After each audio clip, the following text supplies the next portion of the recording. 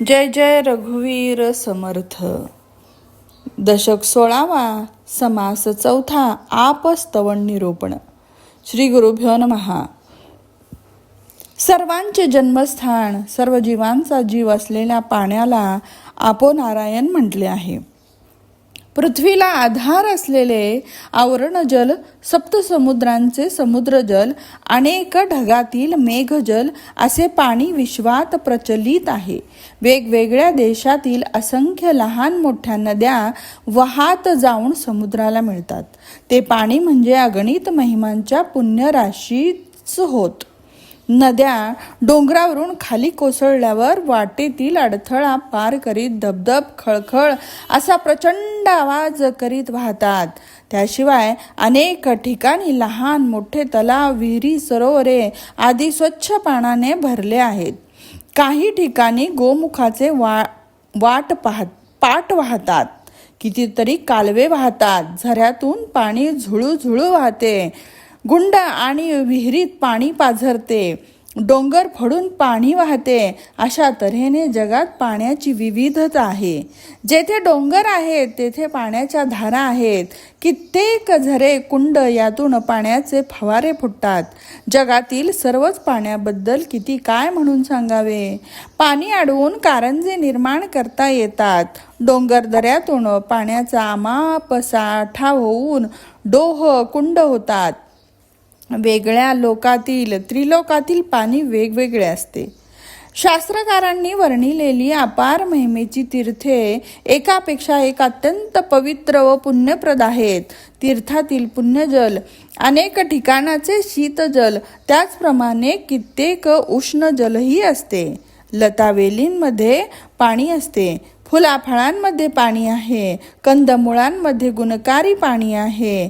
खारट पाणी, गोड पाणी, बेचव पाणी, कडू पाणी असे वेगवेगळ्या ठिकाणी वेगवेगळ्या चवीचे पाणी आहे.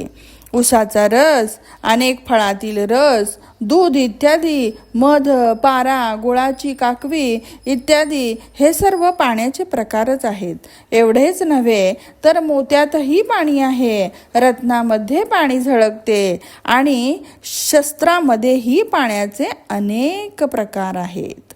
वीर्य, रक्त, लाळ, मूत्र, घाम इत्यादी पाण्याचे अनेक प्रकार दिसून येतात. विवरण करून पाहिले तर स्पष्टपणे जाणवते की देह ही केवळ पाण्याचाच आणि जग ही केवळ पाणीच आहे.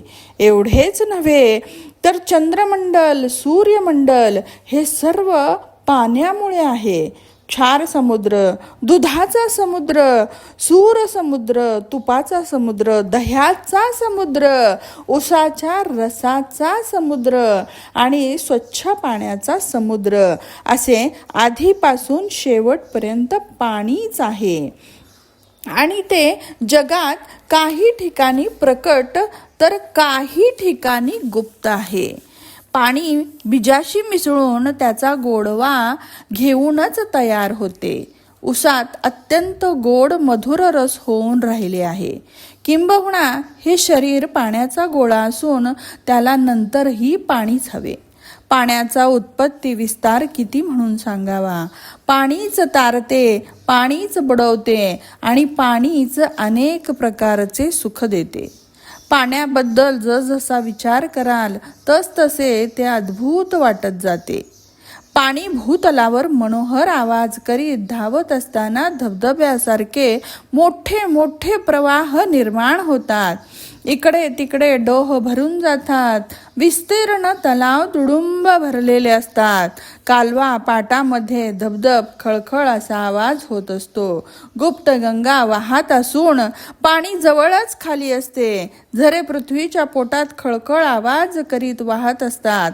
एवढेच नव्हे तर पृथ्वीच्या पोटाच्या आतील कुणीही कधीही न पाहिलेले, न ऐकलेले एवढे पाण्याचे साठे असून वरून वीज कोसळल्याने झरे तयार झाले आहेत.